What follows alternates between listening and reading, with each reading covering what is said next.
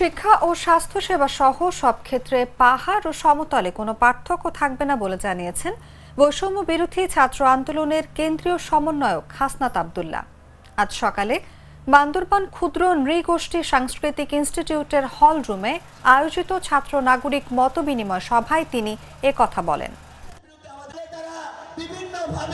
5 তারিখের পরবর্তী সময়ে আমরা দেখেছি বিভিন্ন ছোট ছোট গোষ্ঠী তারা বিভিন্ন দাবিতে তারা রাষ্ট্র কাঠামোকে বিভিন্নভাবে বিকল করে দেওয়ার চেষ্টা করছে।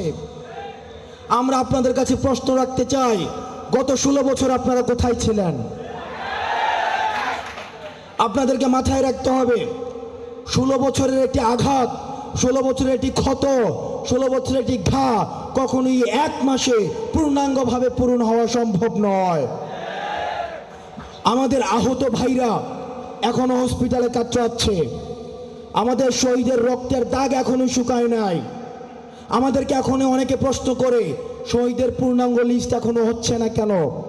আমরা আপনাদেরকে বলতে চাই, প্রতিদিনই শহীদের লিস্ট দীর্ঘ থেকে দীর্ঘতর হচ্ছে। যারা বিভিন্ন ছোট ছোট দাবিতে রাস্তায় নেমে যাচ্ছেন, আমরা আপনাদেরকে বলবো, একটি স্টেবল সরকার, একটি স্থিতিশীল সরকার যখন 16 বছর ক্ষমতায় ছিল তখন আপনারা তাদের কাছে যাননি, কিন্তু একটি সরকার মাত্র গঠিত হয়েছে, এখনো পর্যন্ত স্থিতিশীল হয়নি।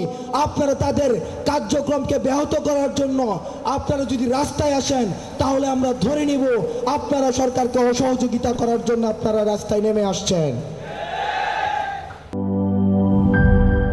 দেশি পাকা টমেটো আর সিক্রেট রেসিপির কম্বিনেশনে তৈরি প্রাউন সসের বস।